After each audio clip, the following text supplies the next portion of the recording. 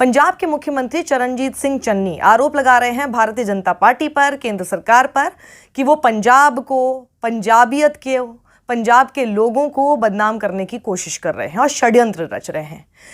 चरणजीत सिंह चन्नी ने क्या कहा उसका तो कुछ पोर्शन आपको आज तक जैसे चैनलों ने ये कह के कि देखिए तू तड़ाक की भाषा इस्तेमाल कर रहे हैं।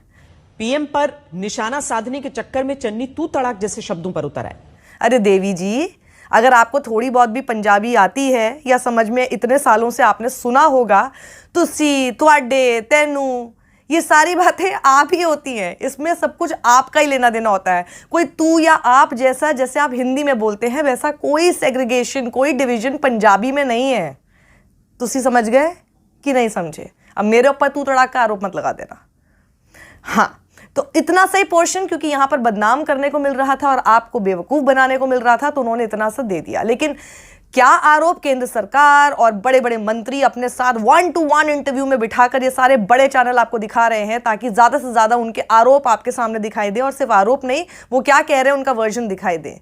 लेकिन चरणजीत सिंह चन्नी क्या बता रहे हैं, एक एक बात क्या हुआ वो आपको जाननी बेहद जरूरी है। उन्होंने ये बात कही कि कोई भी मुख्यमंत्री होगा, ये उसकी ड्यूटी है और होगी कि वो देश के प्रधानमंत्री का सत्कार करे। मैं भी करता हूं, बल्कि वो तो मुझसे उम्र में भी बड़े हैं, तो मैं उनका सत्कार क्यों नहीं करूंगा।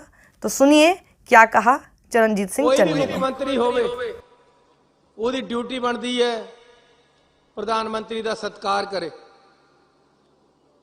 वो साडे देश के प्रधानमंत्री हैं, मेरे तो उम्र च भी बड़े है, इस करके मैं प्रधानमंत्री का दिलों सत्कार करदा।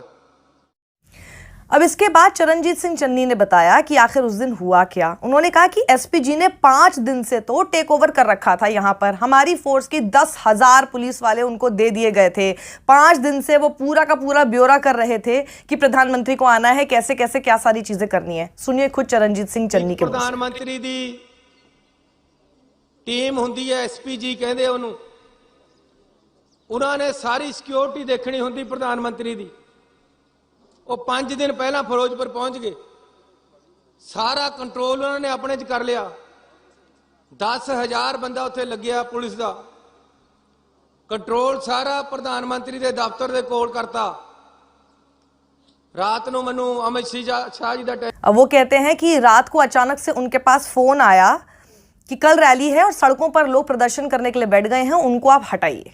तो अब देखिए आगे क्या बताते हैं चरणजीत सिंह चन्नी की, फिर उसके बाद क्या हुआ। टेलीफोन आया कि कल नूं रैली है, सड़कों ते किसान बैठ गए आके, तुसीं उन्हां नूं उठाओ। शाम जे नूं आया, मैं पुलिस भेजी, सारे अफसर भेजे। रात नूं मैनू अफसर का टेलीफोन आया कि जी किसान उठण नूं तैयार नहीं, जेड़े एजीटेशन करते हैं, सानू सख्ती करनी पैनी।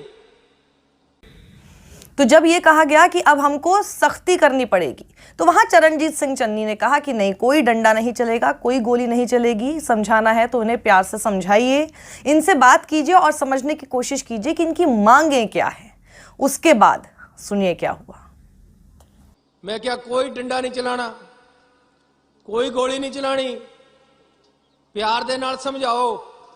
उन्हां तो पुछो क्या चाहते हैं, किसी तरह मसले नूं हल करो। 2 घंटे बाद टेलीफोन आया कि जी वो चाहते हैं कि प्रधानमंत्री सानू बुला के सुने, साडियां डिमांडां पर गौर करे। मैं अपने दफ्तर वालों लिख के देता कि जी प्रधानमंत्री थानू मिलणगे, उन्हां नाल गल कर ली। उपर उन्होंने दफ्तर नाल असीं गल कर ली, मामला निबड़ गया। रात नूं सड़क खाली हो गई। बीजेपी के अफसर नेता शेखावत जी भी आए हुए सी, उन्होंने भी उन्होंने गल करी, किसानों ने सड़कां खाली करतियां।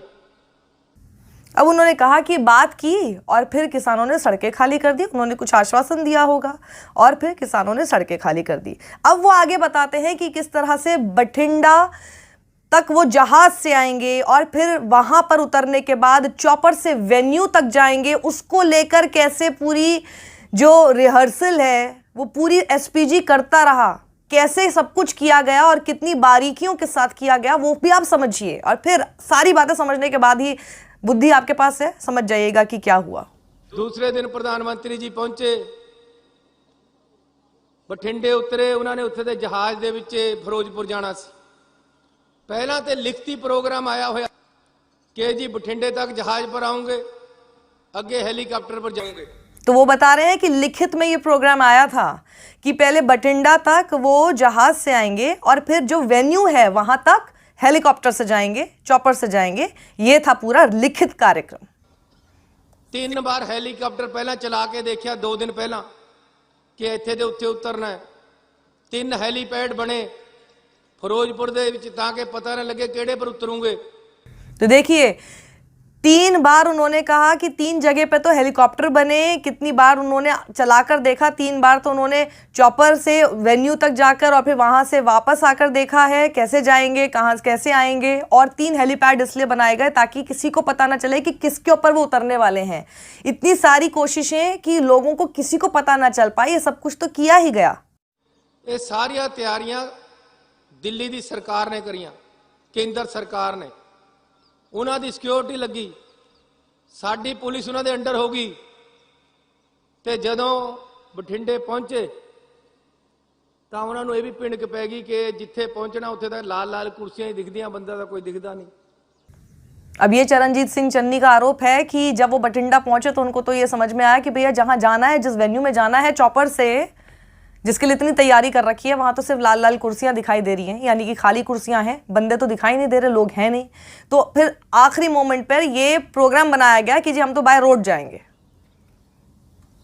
उन्होंने कहा जी जहाज पर नहीं जाओगे, सड़क दे राही जाओगे, गड्डियां दे राही। गड्डियां दी तैयारी भी नहीं सी उत्थे, ऐसी गड्डियां भी नहीं लाइयां सी कि जी इन्हां नूं सड़क दे राही लेके जाना। अब ये देखिए वो कह रहे कि गाड़ियों की तो तैयारी भी नहीं थी, ये अचानक से प्लान बनाया गया है। तो कैसे इतनी सारी गाड़ियां आ जाएंगी उनको ले जाने के लिए, क्योंकि अचानक से आपने ये प्लान बनाया। सड़क पर ले जाने कोई तैयारी नहीं सी, लेकिन सड़क दे राह तुर पे।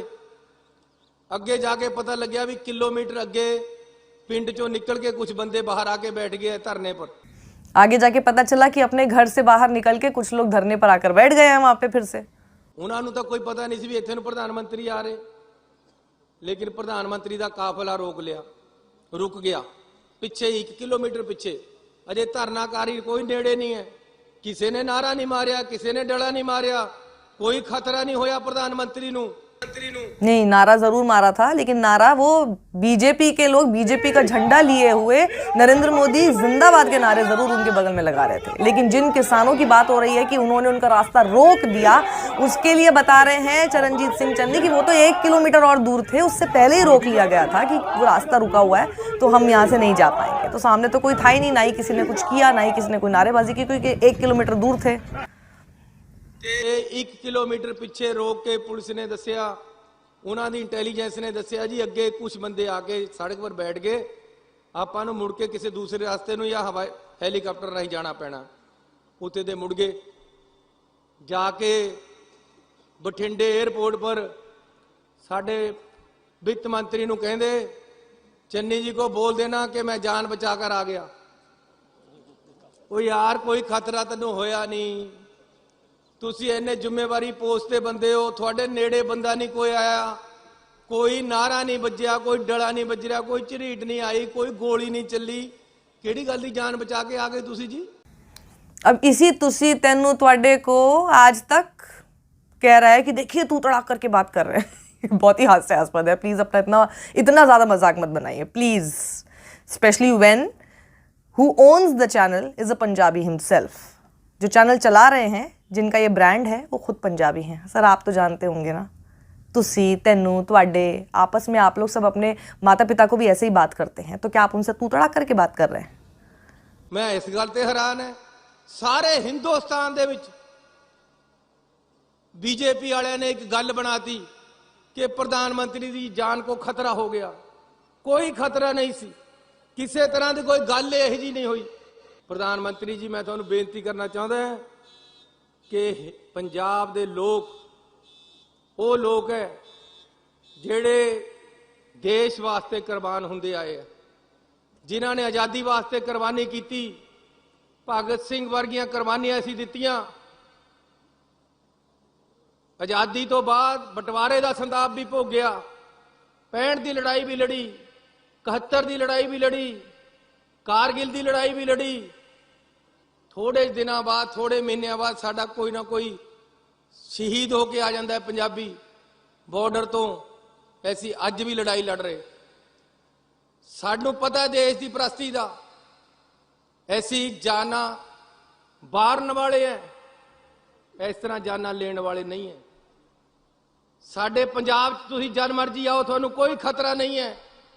ਹਾਂ, ਰੋਸ ਹੋ ਸਕਦਾ ਸਾਡੇ ਮਨਾਂ 'ਚ, ਐਸੀ ਰੋਸ ਪ੍ਰਗਟ ਕਰ ਸਕਦੇ ਸੜਕ ਤੇ ਬੈਠ ਕੇ।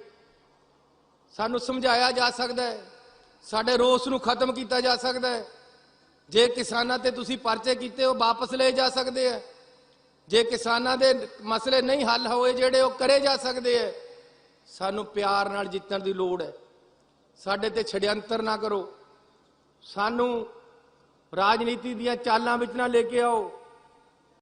तो चरणजीत सिंह चन्नी का ये पूरा वीडियो, क्योंकि चैनलों पर आपको सिर्फ एक एजेंडा प्रोपेगेंडा के साथ जो बीजेपी कह रही है, जो वो नैरेटिव बनाना चाह रही है, आपने देख तो लिया ही अभी तक कैसी कैसी डिबेट्स, क्या सब जगह पे एक ही जैसी स्क्रिप्ट चल रही थी। पाकिस्तान सिर्फ 10 से 20 किलोमीटर की दूरी पे था। अरे 10 से 20 किलोमीटर बहुत होता है। 10 से 20 किलोमीटर की दूरी पे जो लोग रह रहे हैं वो पंजाब के अंदर ही हैं और वो भारतीय ही हैं। उनको प्लीज पाकिस्तानी मत बना दीजिए अब आप।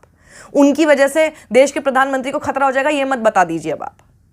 दूसरी चीज, कैसी कैसी बातें उसके अंदर कही गई, कुछ भी हो सकता था, कुछ भी हो सकता था, कुछ भी हो सकता। अरे तो ऐसे कुछ भी हो सकता तो बहुत कुछ हो सकता है, बहुत कहीं पे भी हो सकता है। फिर तो वो पंजाब में ही और अभी ही क्यों, और वो भी तब। अच्छा, इसकी वजह से तो नहीं डर गए थे कहीं? क्योंकि इस आदमी की जो पूरी ये जो मुस्कुराता हुआ आपको एक तिलक लगाए हुए आपको दिखाई दे रहा था भाजपाई, इसकी तस्वीरें देखिए और क्रोनोलॉजी समझिए।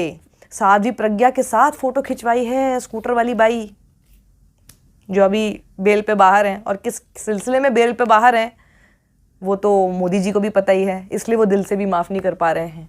उसके अलावा अरे बाप रे, अजय मिश्रा टेनी के साथ भी आदमी दिखाई दे रहा है। अजय मिश्रा टेनी कौन है जी? थार पुत्र के पिताजी, अभी भी मंत्री बने हुए हैं, लेकिन मोदी जी को तो पता ही है कैसे आदमी है वो। उसके साथ इन दोनों के साथ वाला जो आदमी है ना, वो वहां पर था। कहीं इसीलिए तो नहीं डर था नरेंद्र मोदी जी को? वरना हम सोचें 5 साल पहले तो नरेंद्र मोदी जी ये कहते हुए पाए गए थे, मेरा इस धरती से नाता, मैं हमेशा कहता हूं, मेरा यहां खून का रिश्ता है। तो जिस पंजाब से इनका इतना इतना पुराना नाता है, उस पंजाब को आखिर इन्होंने ऐसा क्यों बना दिया कि मैं जिंदा लौट पाया?